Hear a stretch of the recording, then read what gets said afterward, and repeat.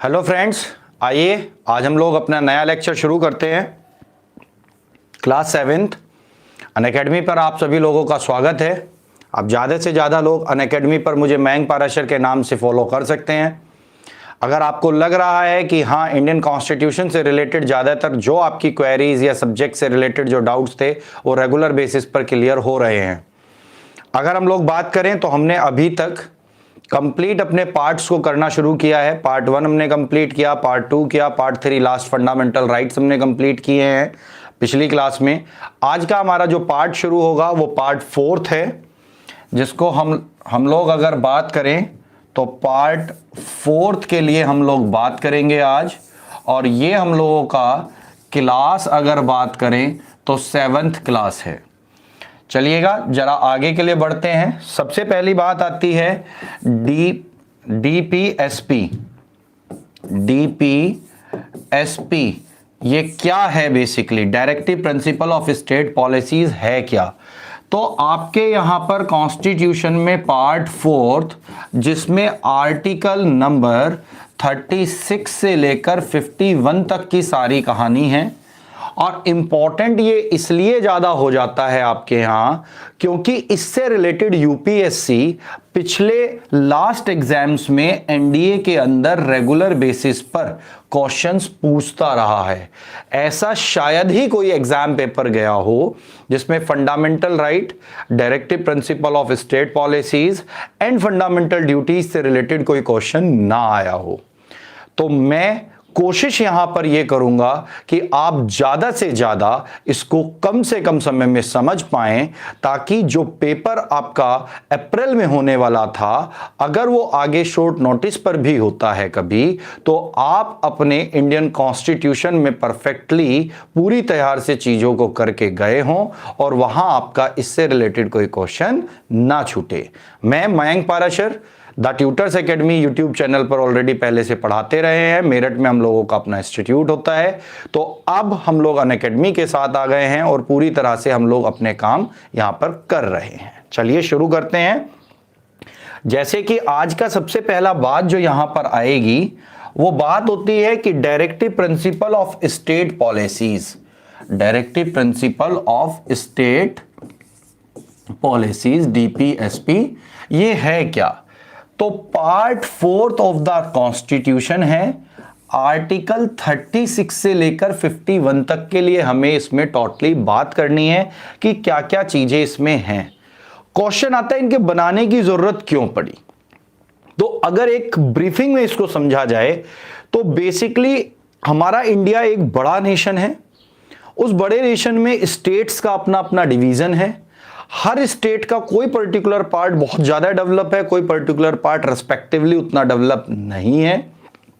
तो पूरे देश में एक साथ साइमल्टेनियस ग्रोथ आए, उसके लिए एक बैंड ऑफ रूल्स बनाए गए थे जिनको नाम दिया गया directive principle of state policies, article 36 से 51।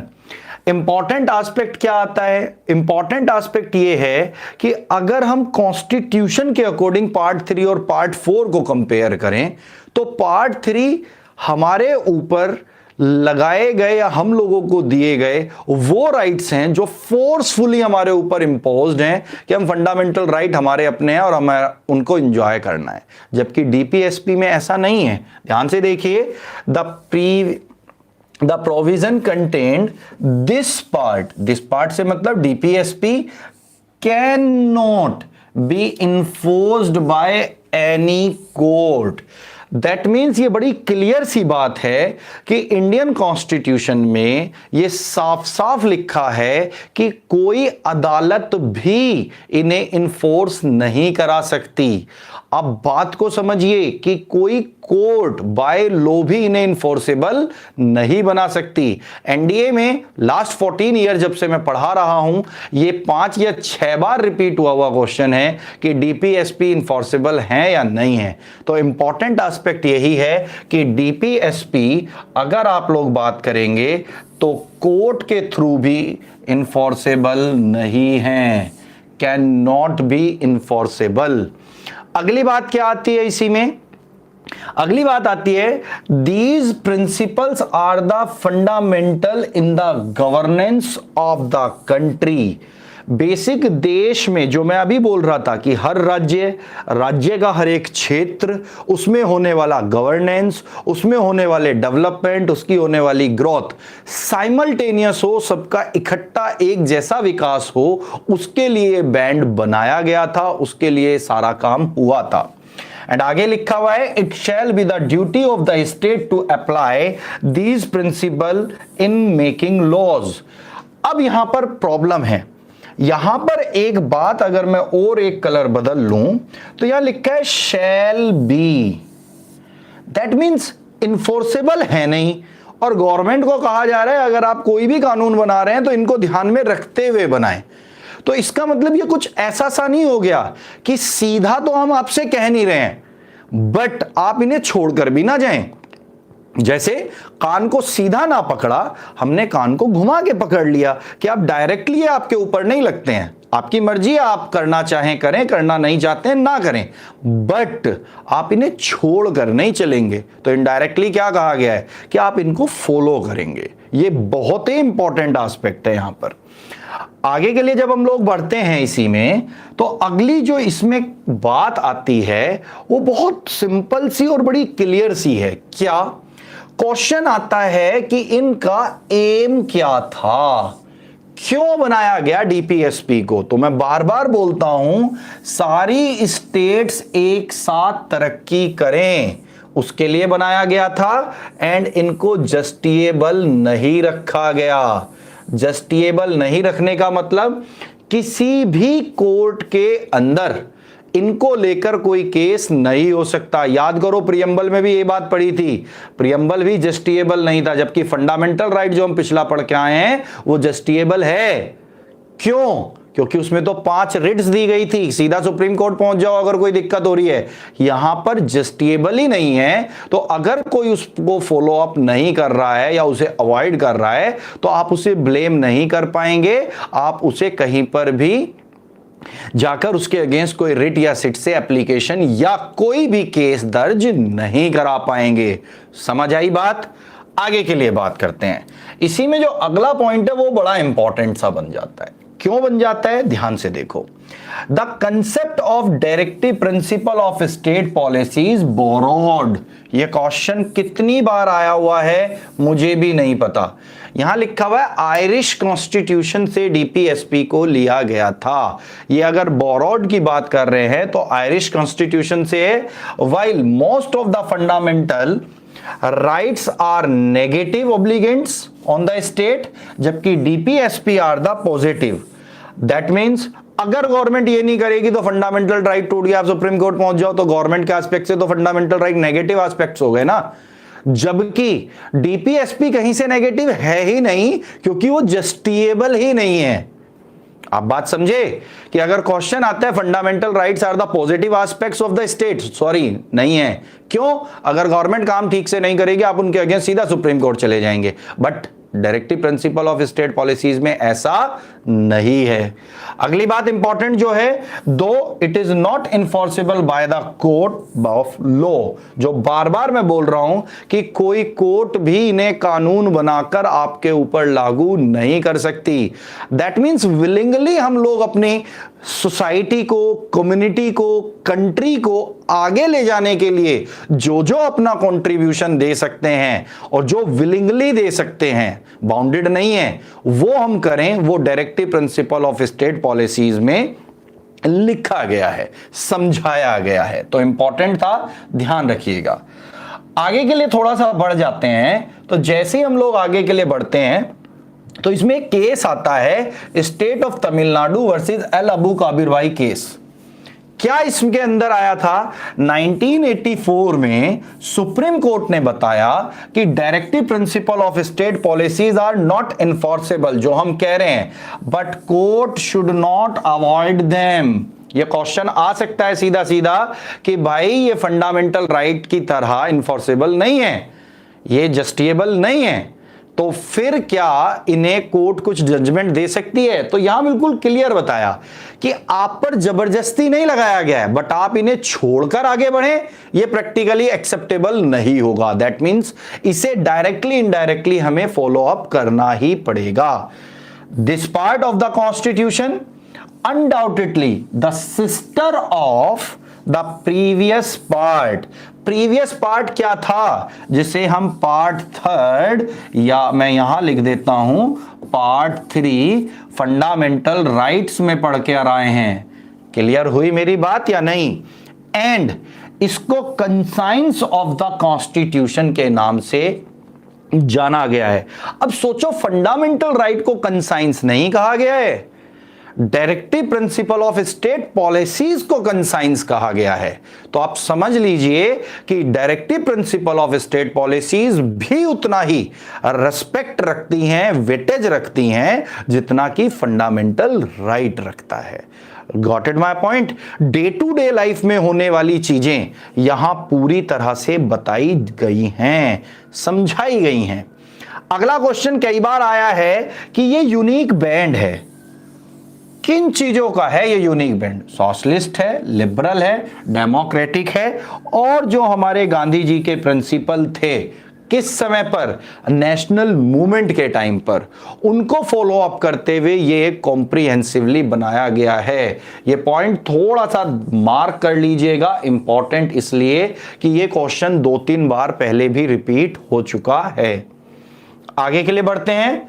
खासकर एनडीए के लिए ही हम लोग बात कर रहे हैं, बाकी चीजों के लिए अभी कोई बात हम नहीं कर रहे हैं। अब क्वेश्चन शुरू होता है हम लोगों का कि भाई ये हैं क्या? तो आर्टिकल 38 सबसे पहले बात करें तो वो हमारे सोशल ऑर्डर के लिए बनाया गया और उसमें प्रोटेक्ट एंड सिक्योर करना है। दैट मीन्स हम लोग उसमें पार्टिसिपेट करेंगे और उसको बेसिकली एक दूसरे के कॉपरेशन में लेकर आएंगे, तो हम उसे सिक्योर कर रहे हैं। दूसरा कोई उसे तोड़ने की कोशिश कर रहा है, उसे रोकेंगे तो हम उसे प्रोटेक्ट कर रहे हैं। दैट मीन्स जो सोशल ऑर्डर है हमारी सोसाइटी में बनने वाली, जो डे टू डे लाइफ की इक्वेशंस हैं, उनको पूरी तरह मेंटेन रखना आर्टिकल 38 में समझाया गया है। आर्टिकल 39 के लिए बात करते हैं तो इसमें सबसे पहले लिवलीहुड के लिए बात करी है, टू ऑल सिटीजन्स। अब काफी लोग हो सकता है इस पे इत्तेफाक रखें, काफी लोग हो सकता है इसमें इत्तेफाक ना रखें। क्यों? इसने यहां पर अगर कॉन्स्टिट्यूशन के अकॉर्डिंग बात करें तो लिवलीहुड की बात करी है सारे सिटीजन्स के लिए, जो कि एडिक्वेट मींस होंगे। दैट मींस किसी बंदे के पास लग्जरीज ज्यादा हैं, किसी के पास नहीं है, तो क्या सबके पास बराबर लग्जरीज बांट दी जाएं? इसका एग्जाम्पल एक कोट करके हम समझ सकते हैं कि अगर अंबानी ग्रुप का सारा पैसा गरीबों में बांट दिया जाए, देश के हर बच्चे में बांट दिया जाए, देश के हर युवा में बांट दिया जाए, तो पक्की बात है सब पर 10, 15, 20 लाख रुपया आ जाएगा। लेकिन क्या सारे लोग दोबारा से अंबानी बन जाएंगे? नहीं। क्यों? क्योंकि उनके पास वो विजन नहीं है, वो काम करने की क्षमताएं नहीं है, वो प्लानिंग नहीं है। Got it my point? तो यहां पर जरूर ऐसा कहा गया है कि सबके लिए बराबर हो, लिवलीहुड टू ऑल सिटीजन हो, बट प्रैक्टिकली ये हो पाना बड़ा मुश्किल लगता है। प्रॉपर डिस्ट्रीब्यूशन की बात की गई। किस चीज के प्रॉपर डिस्ट्रीब्यूशन की बात की गई है?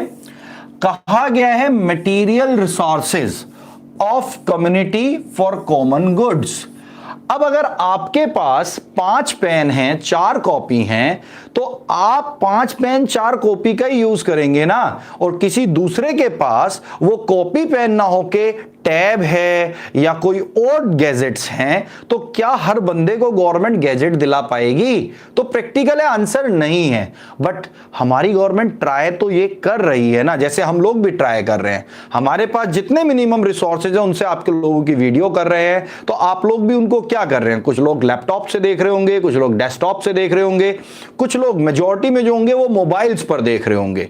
मोबाइल्स में भी फिर अलग अलग रेजोल्यूशंस पर देख रहे होंगे। तो जो जिस कैपेसिटी में हो सकता है वो उस पर यूज उससे कर रहा होगा।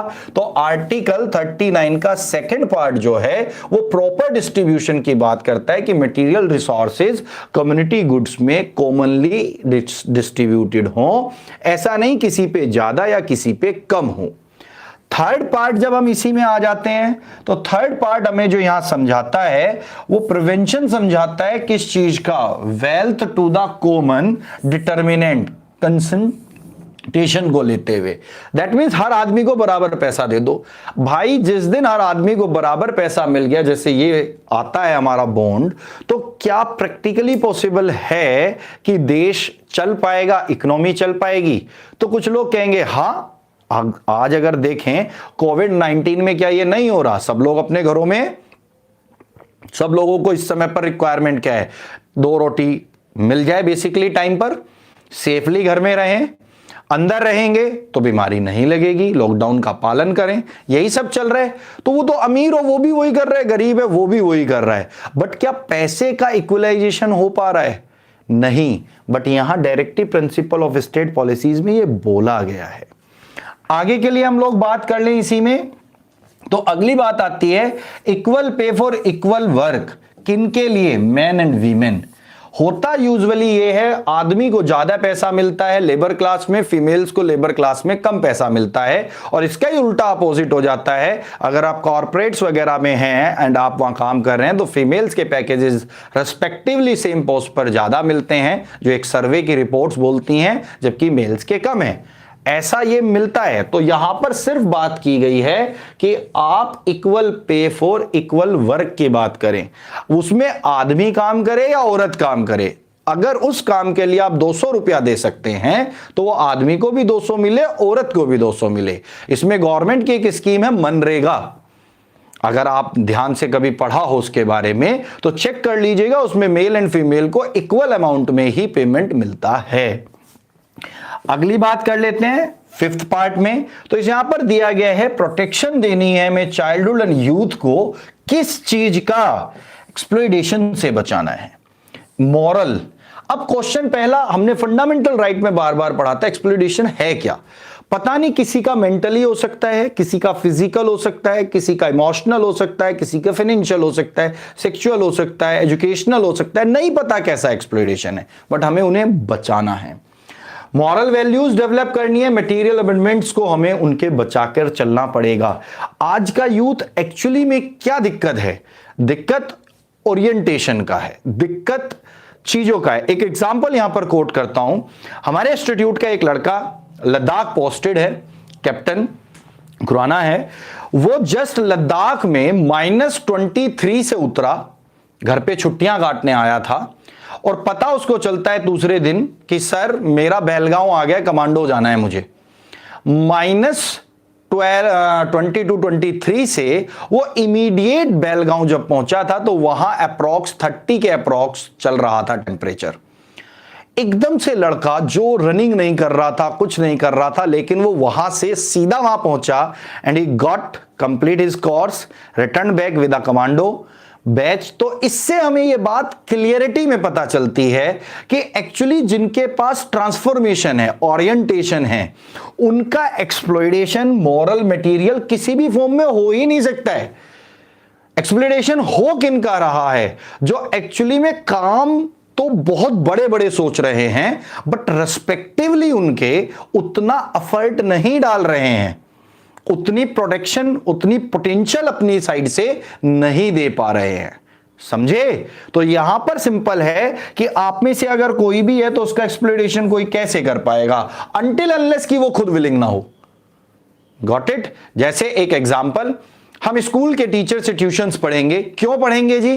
क्योंकि सर प्रैक्टिकल में मार्क्स आ जाएंगे, तो इसमें आपका पर्सनल इंटरेस्ट था, दैट्स व्हाई आपने अपना एक्सप्लॉयटेशन वहां कराया। टीचर ने कभी आपको ये नहीं कहा। आप में से मैंने बहुत कम बच्चों को ये कहते हुए अपने कोचिंग में सुना है कि सर हम अपने एकेडमिक्स में टीचर से ट्यूशन इसलिए पढ़े थे कि वो बहुत अच्छा पढ़ाते थे। वहां मैक्सिमम को कहते हुए ये सुना कि हम इसलिए पढ़े थे कि वहां पर पढ़ेंगे तो प्रैक्टिकल में मार्क्स पूरे आ जाएंगे। ये एक्सप्लॉयटेशन का पार्ट बनता है। तो इस तरीके से हमने अभी यहां 2 आर्टिकल पढ़े, 38 और 39। आगे के लिए हम लोग थोड़ा सा बढ़ जाएं। हमारे पास तुरंत आ जाता है हमारा अगला article, that is article number 40 simple सी बात कहता है विलेज पंचायत। याद करो 11th शेड्यूल में हमने पढ़ा था ये, उस समय हमने बात करी थी 29 सब्जेक्ट्स हैं इनके पास, लोकल सेल्फ गवर्नमेंट एक्ट की तरह ये काम करता है। इसके अलावा बात हमने इसके पास्ट की भी करी थी कि एंशिएंट इंडिया में एक चोल साम्राज्य आता है, वहां से कहीं ना कहीं इनको लिया गया था लोकल सेल्फ गवर्नमेंट एक्ट। तो वही यहां पर है कि ये यूनिट होनी चाहिए सेल्फ गवर्नेंस की। अब इसमें भी याद करो, जिस समय मैं शेड्यूल्स की क्लास पढ़ा रहा था उस समय मैंने बताया था कि पंचायती राज सिस्टम में दो तरह के मॉड्यूल थे। उसमें था आपका बलवंत राय मेहता कमेटी और अशोक मेहता कमेटी। तो बलवंत राय मेहता ने जब 3 टियर सिस्टम दिया था तो उसमें पॉलिटिकल पार्टी विलेज पंचायत में पार्टिसिपेट नहीं कर सकती थी, जबकि एकदम से अपोजिट हो गया कब, जब अशोक मेहता कमेटी आई और उसने गांव में पंचायत कमेटी के बीच में पॉलिटिकल पार्टीज को पार्टिसिपेशन दे दिया। आप सपोज किसी गांव से हैं, तालुका से हैं, ब्लॉक से हैं, अगर वहां कोई पॉलिटिकल पार्टी का मुद्दा ना हो तो आप केवल जो भी वहां प्रधानी का या बाकी चुनाव लड़ेंगे वो बेसिक गांव के मुद्दों पर लड़ेंगे। जबकि जैसे ही इसमें पॉलिटिकल पार्टी आ जाएंगी तो हमारे गांव के लोकल इश्यूज पीछे छूट जाएंगे, जबकि जो पॉलिटिकल पार्टीज के नेशनल एजेंडा एंड ओल हैं वो बड़े लेवल पर गांव पर हावी हो जाएंगे, नेशनल इंटरनेशनल लेवल की बात होने लगेंगी, जबकि एक्चुअल गांव की बेसिक प्रॉब्लम्स बेसिक नीड्स को भूल जाएंगे। तो यहां पर यही बात कही गई थी कि सेल्फ गवर्नमेंट की तरह ये डील करे, तो इस बात पर भी ध्यान देने की जरूरत है। 41 आर्टिकल क्या कहता है, सिक्योर करने की बात करी गई थी, right to work, education and public assistance in the case of unemployment. अगर कोई अनएम्प्लॉयड है, पढ़ा लिखा बंदा है और आपके पास कहीं कोई जॉब है तो आप पर पक्का उसे थोड़ा सा एफर्ट्स लगा सकते हैं कि वो उस जॉब में जाए और काम करे। 1 मिनट रुकिएगा, मैं इसको ठीक कर देता हूं। चलिए ठीक है, तो आते हैं इसी तरह से, अगर गांव में कोई ओल्ड एज हैं, बुजुर्ग हैं, या शहर में कोई ओल्ड एज हैं, बुजुर्ग हैं, तो भाई उनको हम ओल्ड एज हाउसेज में क्यों छोड़कर आए? That is the responsibility of our, हम लोग उनके बच्चे हैं, तो ये हमारी मोरल ड्यूटी है, हम उन्हें बाहर ना करें। जैसे आपने आजकल टिकटॉक पे या बाकी किसी भी सोशल मीडिया प्लेटफॉर्म पे देखा होगा कि हस्बैंड वाइफ बात कर रहे होते हैं, हस्बैंड आके बोलता है पापा आ गए, तो कहती हैं ये क्यों आ गए, ये क्यों हो गया, फलाना ढिमकाना, 10 बातें वो समझा देती हैं वहां पर। बाद में वो लड़का कहता है कि आप ही के पापा आए हैं, क्यों? क्योंकि आपके भैया भाभी ने उन्हें घर से निकाल दिया है। Got it my point? क्योंकि वो पहले अपने सास ससुर को ऐसा कर चुके थे, उसको लेकर एक ये चलता है बहुत ज्यादा। तो वही बात यहां है कि ओल्ड एज हाउस बनेंगे कब भाई? ओल्ड एज हाउस केवल तभी बन सकते हैं जब हम अपने पेरेंट या ग्रैंड पेरेंट्स की रिस्पेक्ट करना, उनके काम को करना बंद कर दें। उसके 2 कंडीशन हो सकते हैं। पहला, आइदर पेरेंट्स और ग्रैंड पेरेंट्स आपके अकॉर्डिंग मॉड्यूल हो जाएं, थोड़ा बहुत वो फ्लेक्सिबल अप्रोच रखें, जो कि पॉसिबिलिटी कम होती है। दूसरा ये कि वो रिजिड हैं तो आप फ्लेक्सिबल हो जाएं, जो कि अगेन पॉसिबिलिटी कम हो जाती हैं। रीजन, आप क्योंकि अपनी चीजों में पूरी तरह से रिजिड हो जाते हैं, वो अपनी में, तो क्लैशेस बन जाते हैं। तो इससे अच्छा ये है रिजिडनेस नहीं बनाएंगे और ओल्ड एज को भी हम सपोर्ट करेंगे। आखिरी आता है सिकनेस। अगर कोई बीमार है तो क्या हम लोग उसे फर्स्ट एड नहीं देंगे?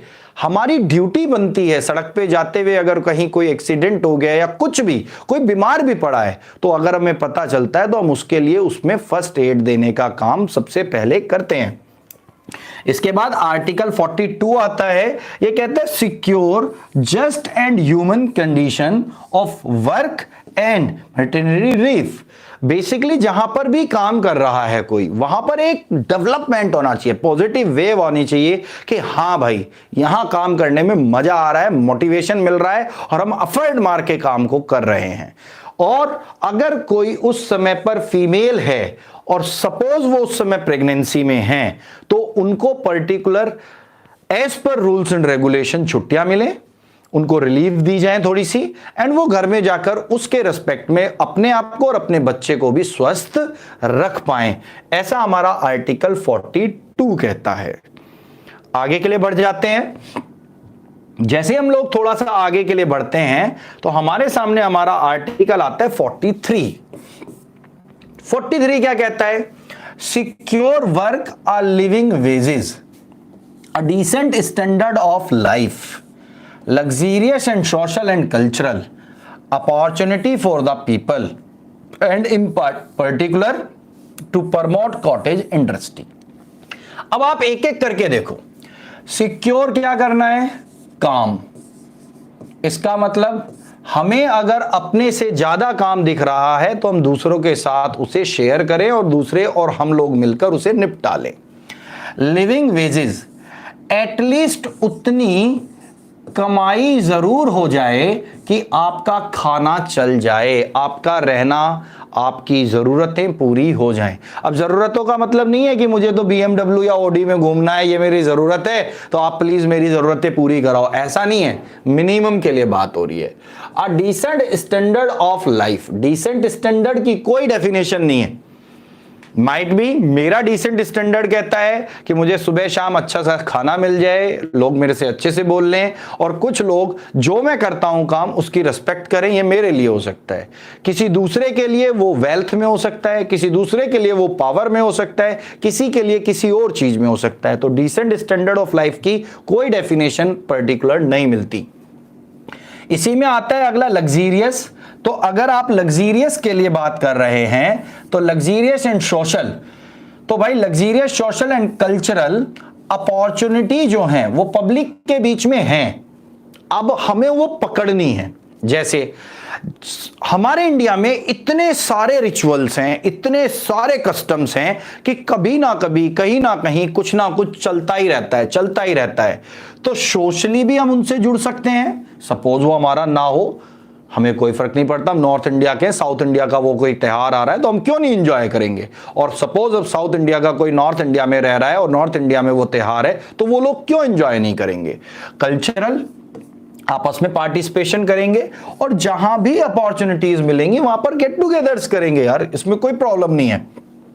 इन पर्टिकुलर प्रमोट, ये जो लिखे ना कॉटेज इंडस्ट्री, ये लघु उद्योगों के लिए लिखा गया है। लघु उद्योगों से मतलब वो चीजें जिन्हें डेली बेसिस पर यूज कर रहे हैं, या वीकेंड से उन्हें छोटे लोग घर में बना रहे हैं। कौन छोटे लोग? जो अपनी लिवलीहुड के लिए वो काम कर रहे हैं। जैसे एक बड़ा दीपावली के समय मैसेज आता है कि विदेशी कैंडल्स ना खरीदें, डेकोरेशन का ना खरीदें, अपने देश के बने हुए मिट्टी के बर्तन खरीदें। अभी गर्मियां आ गई हैं तो रेफ्रिजरेटर का पानी आप कितना भी पी लीजिए रखकर, वो आनंद नहीं आएगा जो मटके के पानी में आ जाएगा, क्योंकि मटका कच्ची मिट्टी से पक कर बना होता है, उसमें प्यूरिफिकेशन एक्शन भी होता है, तो मजा आ जाता है उसको पीकर। तो वो कॉटेज इंडस्ट्री का पार्ट है। आगे बढ़ते हैं आर्टिकल 44 में। तो यूनिफॉर्म सिविल कोड के लिए बात होती है जो कि इंटायर कंट्री में होना चाहिए। अभी अगर हम बात कर लें, दैट इज अक्टूबर 2019 से पहले नहीं था। क्यों नहीं था? क्योंकि आर्टिकल 370 J&K को स्पेशल स्टेटस देता था, जो कि अब अक्टूबर 2019 में खत्म हो गया है और यूनिफॉर्म सिविल कोड की तरफ देश बढ़ गया है। जो अभी हमारे यहाँ वन मैन वन आईडी वाले कंसेप्ट पर बात हो रही है, यूनिफॉर्म सिविल कोड की बात हो रही है, अलग अलग जो धर्म समाज के अपने अपने कानून बने हुए हैं उनको इकट्ठा करने की बात हो रही है, वो सब यही है। अगली बात आती है आर्टिकल 44। तो लिखा है to provide within 10 year of the commitment of constitution free and compulsory education all children up to the age of 14। क्या हम आज तक भी कर पाए? हमने तो ये सोचा था जब देश आजाद हुआ तो उसके 10 साल में 47 से 57 ले लो, या हमने कहा कॉन्स्टिट्यूशन 50 में लगा, 50 से 60 ले लो, तो अपर लिमिट 60 तक आते आते हमें हर बच्चे को एजुकेशन दे देनी चाहिए थी। But still we are in 2020 और हमारी गवर्नमेंट आज भी लाखों करोड़ों रुपया खर्च कर रही है एजुकेशन हर बच्चे तक पहुंचाने में, बट वो नहीं हो पा रहा है। द रीजन, या तो कैंडिडेट नहीं कर पा रहे हैं या हम उसके लिए आज तक कोई सिस्टम नहीं बना पा रहे हैं। तो बहुत सारे प्रोग्राम है, सर्व शिक्षा अभियान है, बेटी बचाओ बेटी पढ़ाओ का भी आया था, बहुत सारे अभियान इसके अंतर्गत हैं। तो 45th आर्टिकल यही कहता है फ्री एंड कंपलसरी एजुकेशन हो 14 साल तक के बच्चे की। अभी तो भाई हमारे ही 3 बच्चे हैं, अगर उनकी बात करें तो उनकी 1 लाख रुपए फीस चली जाती है पूरे साल की। तो फ्री एंड कंपलसरी एजुकेशन तो समझ गए ना स्टैंडर्ड। तो अभी बहुत दूर की बात है, बट हो जाए तो बहुत अच्छा है। आगे के लिए बात करते हैं। आगे जैसे हम इसमें बढ़ते हैं तो हमारे पास आर्टिकल आता है 46। आर्टिकल 46 कहता है हमें प्रमोट करना होगा with in special care educational and economic interest of the weaker section of the people, specially कौन? Schedule caste and schedule tribe. हम schedule caste schedule tribe caste पर जाकर बात करना शुरू कर देते हैं, जबकि कॉन्स्टिट्यूशन में साफ साफ लिखा हुआ था कि हम उनके इकोनॉमिकल एंड एजुकेशनल मैटर्स को ध्यान में देते हुए उनको अपलिफ्ट करेंगे। तो अभी इस एफर्ट में काफी कुछ हुआ है।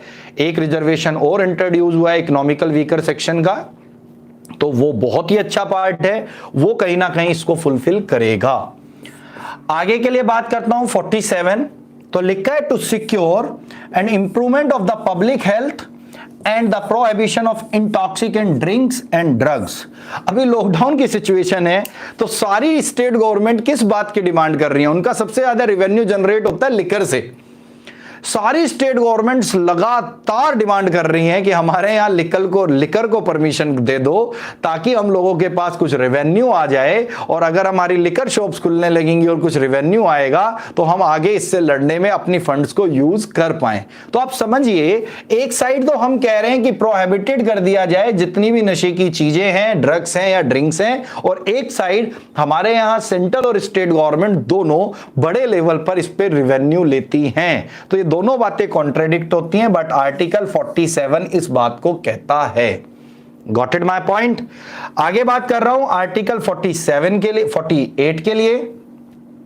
आर्टिकल 48 कहता है ऑर्गेनाइज करना चाहिए किस बात को? कल्चरल एंड एनिमल हस्बेंड्री को। आज हम ध्यान से देखें तो कुछ स्टेट्स हैं जो दूध में बहुत बढ़िया प्रोडक्शन कर रहे हैं, लाइक यूपी है, गुजरात है, हरियाणा है, एमपी है, बहुत अच्छा प्रोडक्शन कर रहे हैं।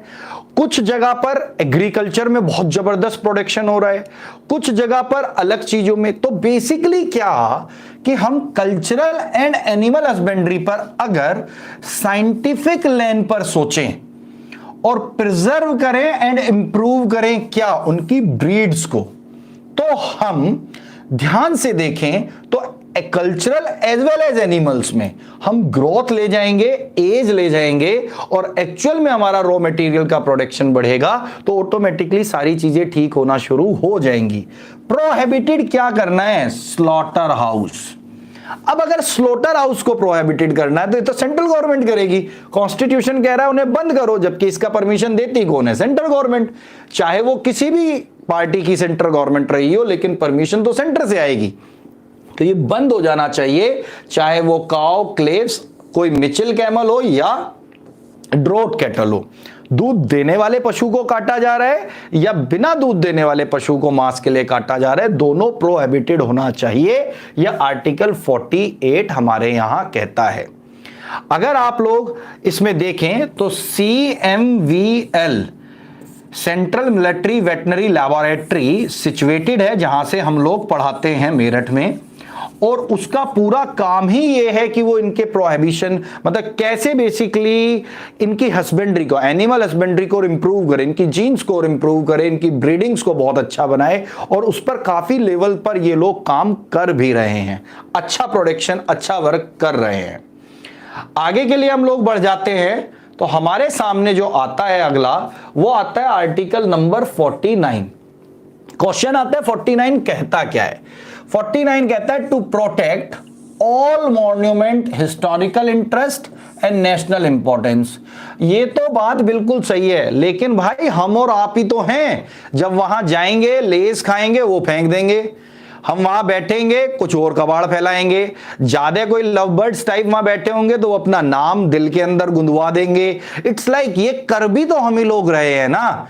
क्या वो ही चीज सेम हम अपने घर में करते हैं? जैसे मैं अपने इंस्टीट्यूट में जब इसको पढ़ा रहा होता हूं, एक बहुत अच्छी सी बात मैं बच्चों से बोलता हूं कि बच्चे जो बैठते हैं वो साइड की दीवारों पे कुछ कुछ लिख देते हैं, जिन बेंचेस पे बैठते हैं उनकी बेंचेस की स्पंज निकाल देते हैं। तो उनसे एक ही बोलता हूं कि जब मैं कभी आपके घर आया आपके सिलेक्शन के बाद, तो पक्की बात है मैं आपके घर की दीवार पर जहां बैठूंगा वहां कुछ लिख कर आऊंगा या आपके सोफे की स्पंज निकालूंगा। तो बच्चे हंसने लगते हैं। इसका मतलब डायरेक्टली और इनडायरेक्टली पता आप लोगों को भी है कि यह बात आप गलत कर रहे हैं, बट स्टिल आप लोग कर रहे हैं। तो भाई थोड़ा सा ध्यान दें, अवॉइड करें। अगली बात आ जाती है article 50, to bring about the separation of judiciary and executive. यह बिल्कुल मिलता है। जुडिशरी इंडिया में इंडिपेंडेंट है, कोई गवर्नमेंट उसके ऊपर बाउंडेशन नहीं कर सकती है, और एग्जीक्यूटिव पूरी तरह से गवर्नमेंट पॉलिसीज को मास लेवल तक पहुंचाने का काम करते हैं। तो ये दोनों बिल्कुल सेपरेटली काम कर रहे हैं और अच्छा काम कर रहे हैं। आर्टिकल 51 कहता है एंड्योर। अब किस चीज के लिए अगर हम बात करें तो इंटरनेशनल पीस एंड सिक्योरिटी के लिए बात करेंगे, लेकिन क्या जो हमारा प्रमोशन है कि हम शांति के लिए बात करेंगे, हम सिक्योरिटी के लिए बात करेंगे, कोई भी वो सुनने को तैयार होगा अनटिल अनलेस कि हम भी उतने पावरफुल ना हो। एग्जाम्पल के लिए मेरे पास 4 भैंसे हैं बट एक भी डंडा या लठ नहीं है या कोई बंबू नहीं है। अब हुआ क्या, 10 आदमी बंबूज लेकर, लठ डंडे लेकर, गन्स लेकर मेरे पास आए और मुझसे कहा ये अपनी भैंस दे दो, तो मुझे देनी पड़ेंगी भाई, अदरवाइज वो मुझे मारेंगे। अब इसका उल्टा समझिए, मेरे पास 4 भैंसें थी और मेरे पास 8-10 डंडे और 2-3 गन्स थी। 2-3-4 गन्स लेकर, 8-10 डंडे लेकर दूसरे लोग भी आए, तो क्या वो मेरे से सीधा 1-to-1 कर पाएंगे? नहीं। इसीलिए हमेशा याद रखिएगा, वेपन कभी भी दूसरे को मारने के लिए नहीं होता, अपनी स्ट्रेंथ को दिखाने के लिए होता है। जब लोग आप एसएसबी में जाते हैं तो वहां आपकी एसआरटीज आती हैं, डब्ल्यूएटीज आते हैं, उसमें बहुत काम देगा कि वेपन कभी किसी को हार्म पहुंचाने के लिए नहीं होता, अपनी प्रोटेक्शन के लिए होता है, अपनी स्ट्रेंथ दिखाने के लिए होता है। तो जितनी बड़ी बड़ी हम लोग मिसाइल्स इंडिया डेवलप कर रहा है बाकी नेशन, तो क्या इसका मतलब हम वो छोड़ देंगे? इंटरकॉन्टिनेंटल मिसाइल हमारी जद में आ गया अमेरिका, तो क्या हम यहीं से अमेरिका के ऊपर मिसाइल छोड़ देंगे? नहीं छोड़ेंगे भाई। बट अमेरिका को यह बात अब पता है कि इंटरकॉन्टिनेंटल मिसाइल है, तो अब थोड़ा सा उनको रिस्पेक्ट और ज्यादा देनी पड़ेगी, क्योंकि उनके पास भी वेपन्स अच्छे लेवल पर हैं। Got it my point? आगे के लिए बढ़ते हैं। Maintenance of the just and honourable relation between the Nations, हम हमेशा इसके फेवर में रहे हैं। ध्यान से देख लो, पिछले हमारे जो अब के पीएम हैं वो तो केवल इसी बात पे बात करते हैं भाई। अगर वो पिछला अपना 5 साल का टेन्योर देखें उनका, तो जितना उन्होंने देश में समय बिताया इतना ही विदेश में बिताया है। तो हम तो बात ही इस बात पे करते हैं कि हाँ ठीक है, हमारे रिलेशन जो हैं वो ऑनरेबल होने चाहिए, अच्छे रिलेशन दूसरों के साथ होने चाहिए। सेटलमेंट, अगर कोई भी डिस्प्यूट है तो उसे बातचीत से हम लोग कर लेंगे।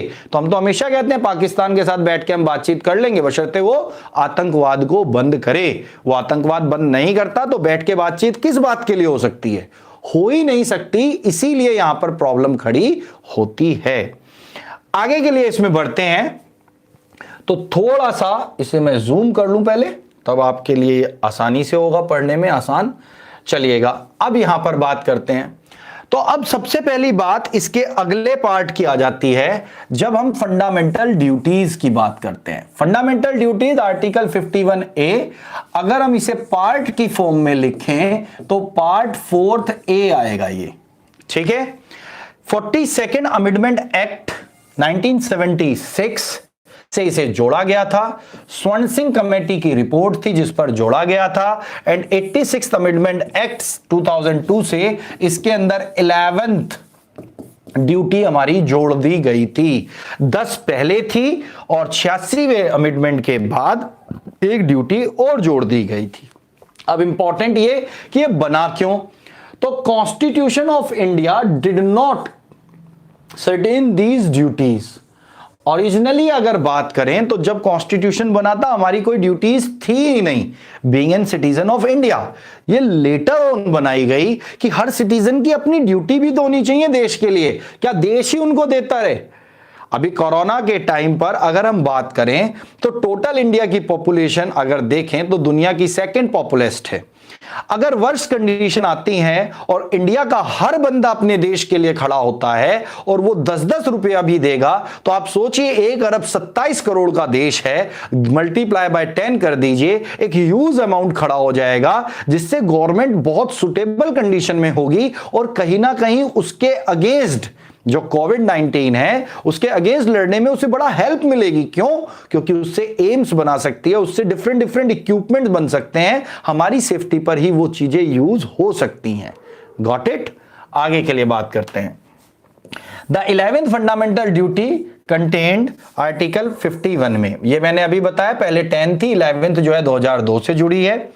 और थोड़ा सा आगे के लिए बढ़ जाते हैं तो हमारे पास अगला आता है, that is fundamental duties acceptable only the citizens not the aliens. ये बात याद रखना, ड्यूटी केवल और केवल भारतीय सिटीजन्स के लिए, जिन पे सिटीजनशिप ऑफ इंडिया है, उनके लिए नहीं जो एलियंस हैं। क्वेश्चन कभी भी टपक सकता है एनडीए में, थोड़ा सा ध्यान रखिएगा। आगे के लिए बात करें तो अगली कहानी जो यहां पर आती है वो भी बड़ी इंपॉर्टेंट है। क्या कहती है? देखो जरा, हमने ये लिया कहां से? तो ये यूएसएसआर से लिया है, बोरॉड फीचर में, ये बहुत पहले मैंने बता दिया था आपको। अब इनमें जो इंपॉर्टेंट है वो क्या, कि अगर हम बात करें 51 आर्टिकल के 10th क्लोज की, जो कि मैं अपने जब प्लस कोर्सेज अनअकैडमी पर आएंगे उनमें डिटेल में कराऊंगा, तो उसके 10th की पावर अंदर क्या है, तो उसके अंदर पहली 6 पावर्स की बात करें तो वो पॉजिटिव हैं, जबकि 5 पावर्स की बात करें तो वो नेगेटिव हैं। ये भी इंपॉर्टेंट एस्पेक्ट बताया गया है। आगे के लिए बढ़ते हैं तो जैसे ही हम लोग आगे के लिए थोड़ा और जाते हैं तो हमारे सामने फिर खड़ा होता है कि एग्जैक्टली फंडामेंटल ड्यूटी काम कैसे करेंगी। तो फंडामेंटल ड्यूटी हर सिटीजन के थ्रू फॉलो होने वाली वो ड्यूटी है जिसको वो अवॉइड नहीं कर सकता है। पहली बात, इसमें हमें क्या करना है? The constitution, respect to the ideals, institutions, national flag, national anthem. अगर कोई भी चीज जो हमारे नेशनल लेवल पर इंपॉर्टेंस रखती है, हमें उसकी रिस्पेक्ट करनी पड़ेगी। अगर हम उसकी रिस्पेक्ट नहीं कर रहे हैं तो ये ऑफेंस है। सेकंड बात कर लेता हूं। सेकंड बात सिंपल सी समझाता है कि जो भी हम चेरिश एंड फॉलो कर रहे हैं, जो अपने आइडल्स हैं, इंस्पायर हो रहे हैं, जो नेशनल स्ट्रगल फॉर फ्रीडम में हमने देखे, चाहे आप फॉलो उसमें सरदार वल्लभ भाई पटेल को कर लें, गांधी जी के प्रिंसिपल को कर लें, भगत सिंह के प्रिंसिपल्स को कर लें, व्हाटसोएवर, जो भी नेशनल स्ट्रगल फॉर फ्रीडम में बहुत सारी चीजें हुई थी, आइडल्स थे, फ्रीडम फाइटर थे, उनके आइडियाज थे, उनकी अपनी फिलॉसफीज थी, उनका हम रिस्पेक्ट करेंगे। हमारे लिए एक फ्रीडम फाइटर बहुत बड़ा नहीं हो जाएगा और एक फ्रीडम फाइटर बहुत छोटा नहीं हो जाएगा। जैसे एक सिंपल सी बात करें तो कई सारे फ्रीडम फाइटर तो ऐसे भी रहे हैं जिनको शायद हम लोग जानते भी नहीं हैं और स्टिल उन्होंने बड़े लेवल पर काम करे हैं। जब उनको देखा जाता है हिस्टोरिकल बैकग्राउंड्स में जाकर, तो इंडिपेंडेंस के बाद कई तो ऐसे उन्होंने मजदूरी करी और उसके बाद उनकी डेथ हो गई। दैट मीन्स गवर्नमेंट ने भी उनका ध्यान उतने लेवल पर नहीं दिया था। चलिए वो बात की बात है, जब हिस्ट्री पढ़ेंगे तो बताऊंगा, अभी फिलहाल यहीं आ जाता हूं। थर्ड में बात करता हूं, अपहोल्ड एंड प्रोटेक्ट करेंगे sovereignty, unity and integrity of the India. तो ये बात हमने प्रियम्बल में पढ़ी। हम देश के इंटरनल एक्सटर्नल मैटर में अगर कोई भी पंगा करेगा तो भाई हम तैयार हैं। एकता अखंडता में बात करेगा, हम तैयार खड़े हैं। हम किसी भी हालात में नहीं चाहते कि हमारे इंटरनल या एक्सटर्नल कहीं पर भी कोई हमें आके इंटरप्ट करे। We are free and we are absolutely free to take our decisions in respect of nation's growth. तो ये बहुत ही छोटी छोटी सी चीजें हैं, बट अगर ये पता हो तो एग्जाम में बहुत आसान हो जाता है, क्योंकि सीधा सीधा क्वेश्चन आता है। फोर्थ क्वेश्चन एनडीए के हिसाब से अगर हम देखें, फोर्थ ड्यूटी क्या है? डिफेंड करेंगे कब? कंट्री को, render the nation when call upon two do so. जब भी देश हमें पुकारेगा कि आज देश को हमारे जरूरत है हमारी, तो जिस भी रिस्पेक्ट में जरूरत होगी हमें वो करना पड़ेगा, अदरवाइज हम उस देश के लिए नहीं है। तो ध्यान से देखिए, देश को इस समय हमारी क्या जरूरत है। हम घर में रहें, लॉकडाउन का पालन करें, इंटरनली रहें, तो हम लोग वो कर भी रहे हैं।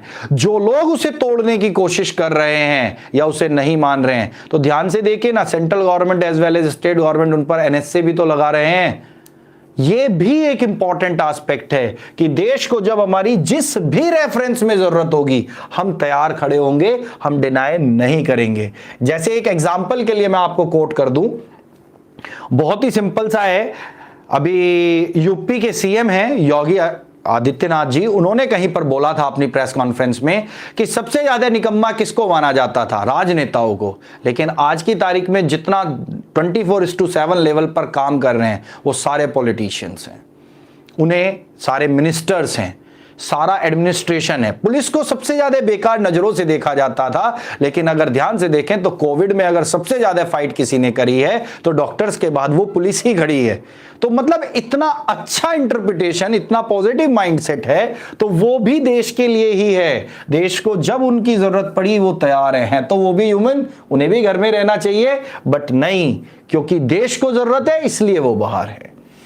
आर्टिकल 5 आपका, इसमें आर्टिकल 5 कह रहा हूं, पॉइंट 5 क्या कहता है, प्रमोट करना है हमें किस बात का, कॉमन ब्रदरहुड, आपसी भाईचारे की स्पिरिट। किस में, जब हम among the Indian people religiously बात करें, लिंग्विस्टिकली बात करें, रीजनल बात करें या सेक्शनल डाइवर्सिटी की बात करें। नाउंस करना है प्रैक्टिस किस चीज का, डिग्निटी ऑफ द वीमेन। हर जगह पर हर आदमी की इज्जत हो, औरतों की इज्जत की जाए, इस बात का हमें पूरी तरह से ध्यान रखना है। यह हमारा 5th फंडामेंटल ड्यूटी कहती है।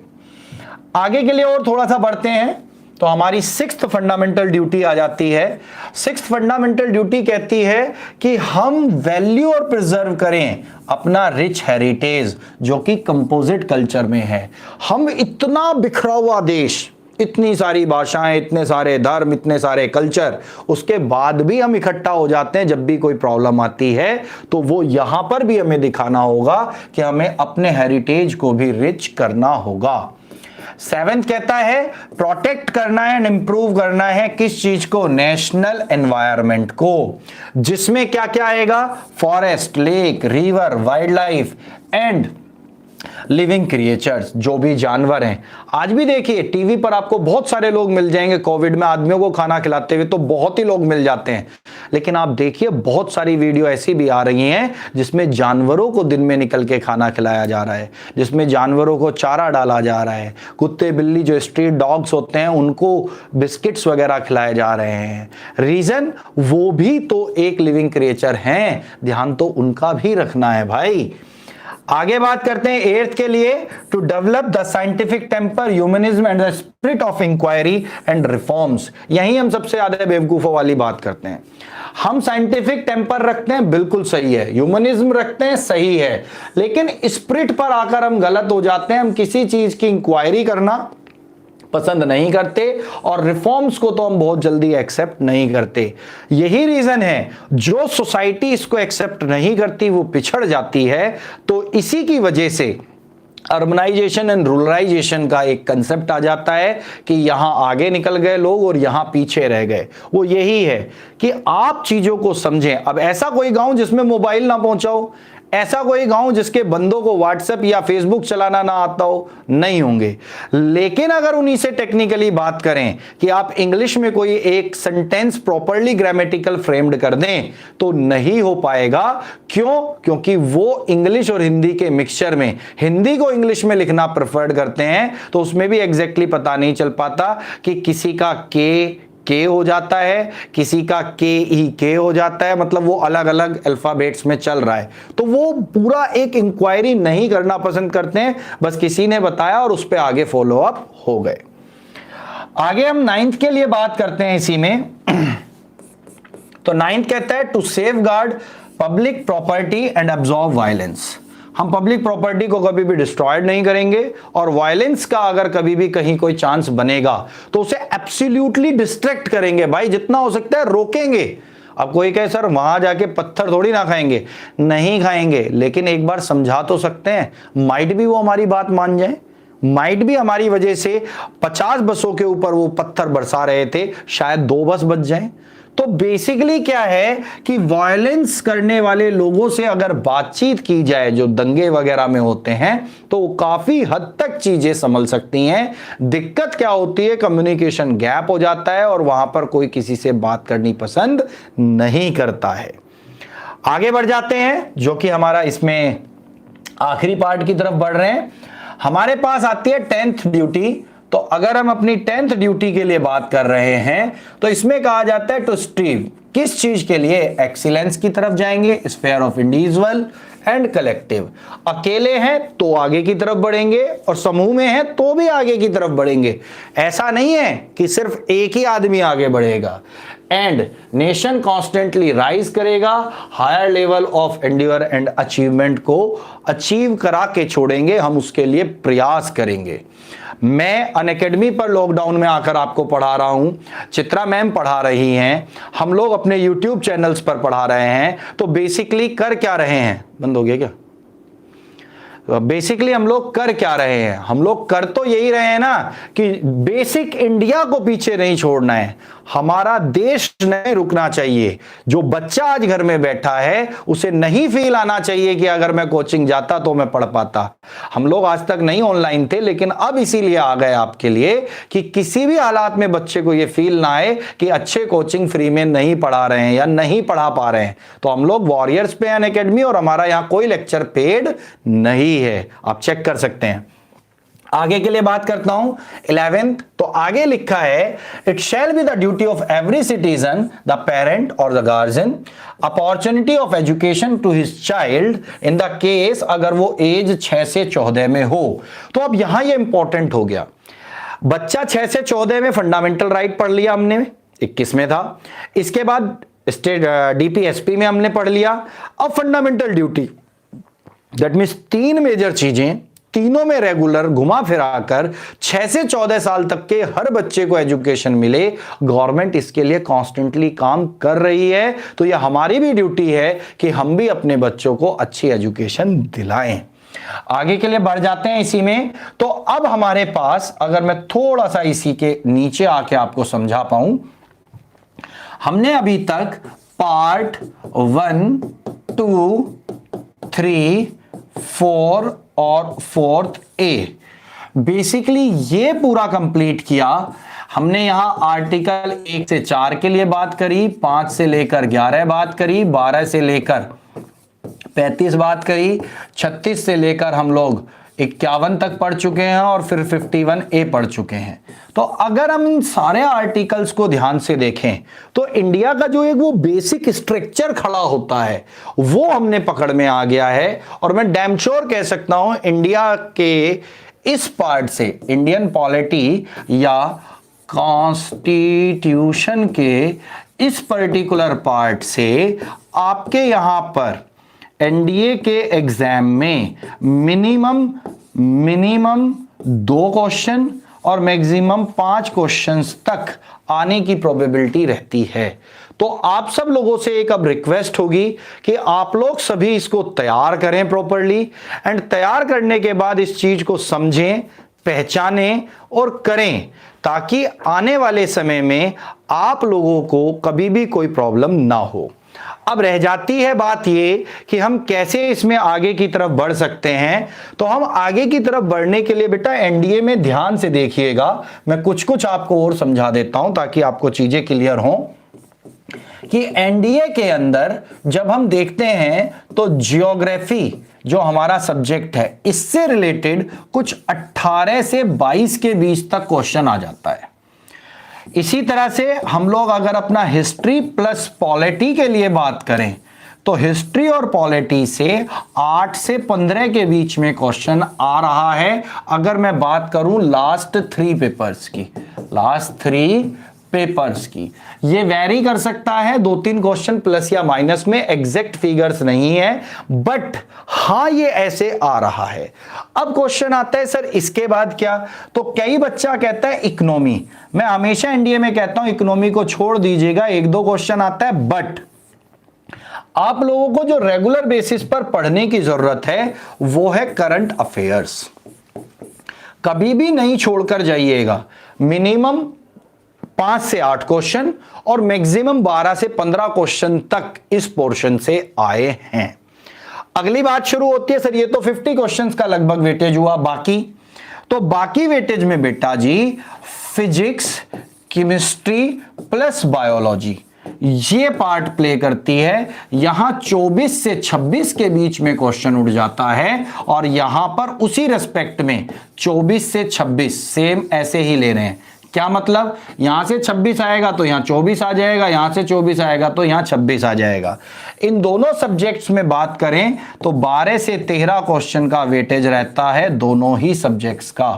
तो आप में से अगर कोई भी लड़का शॉर्ट टर्म में पूरा करना चाहता है तो वो ज्योग्राफी को कर ले, फिजिक्स को कर ले, इसके अलावा हिस्ट्री एंड पॉलिटी को कर ले। एंड अगर उसे लगता है कि इतने करने के बाद जीएटी में उसके पास कुछ बच रहा है 100 क्वेश्चंस में, तो वो पक्की बात है साइंस पोर्शन पर जाए, वो और कोई पोर्शन ना ले। क्वेश्चन आता है कि सर अभी तो इंग्लिश वाला पार्ट भी रह गया, उसके लिए क्या करें। तो जो इंग्लिश वाला पार्ट है बच्चे 50 क्वेश्चंस का, उसे आप किसी भी नॉर्मल रीडिंग स्किल्स वाले प्रीवियस ईयर पेपर देख लीजिए, 100% रीडिंग बेस स्किल्ड पर पेपर होते हैं। इसको अगर ध्यान से देखें तो इस 50 में से आप नॉर्मल रीडिंग स्किल्स रखते हैं तो 25 क्वेश्चन तक, और आप एक्स्ट्रा ऑर्डिनरी रखते हैं तो 45 तक लाने का आपका रेंज बनता है। तो अगर ध्यान से देखें तो आउट ऑफ 150 क्वेश्चन हमें कितना कितना स्कोर हम कर सकते हैं। तो एक एवरेज बच्चा इंग्लिश में बात करें तो 25 तक स्कोर कर जाता है, साइंस में बात करें तो एक एवरेज बच्चा 30 तक स्कोर कर जाता है, और जनरल स्टडीज में बात करें तो एक एवरेज बच्चा 20 से 25 के बीच में स्कोर करता है।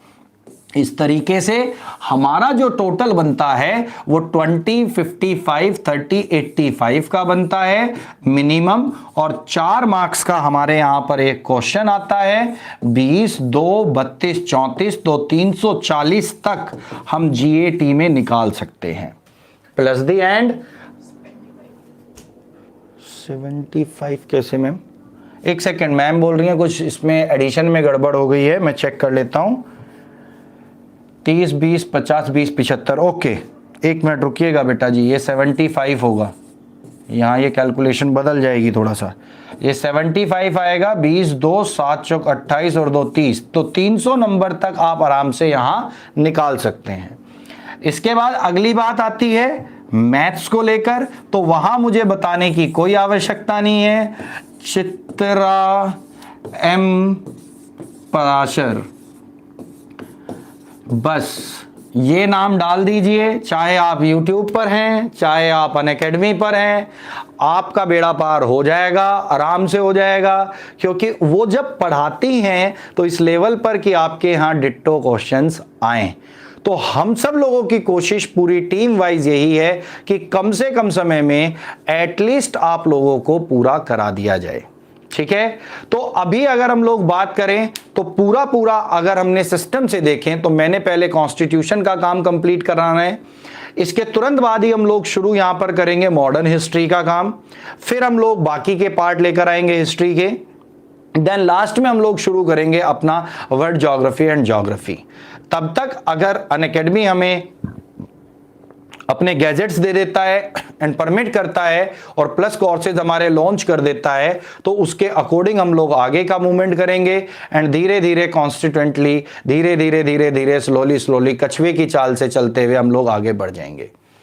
अगर आप लोगों को ये पूरी की पूरी स्ट्रेटेजी और पूरी प्लानिंग पार्ट लगता है कि हाँ एक प्रोफेशनल बंदे ने डिजाइन किया या प्रोफेशनली सोच रहे हैं, तो आप सारे लोग एक बात को समझ लीजिए, आपको मयंक पाराशर जो मेरा अपना नाम है उसे अनअकैडमी पर आप आराम से फॉलो कर सकते हैं। मैं यहां पर लिख देता हूं कि अगर आप अनअकैडमी पर हैं तो आप मयंक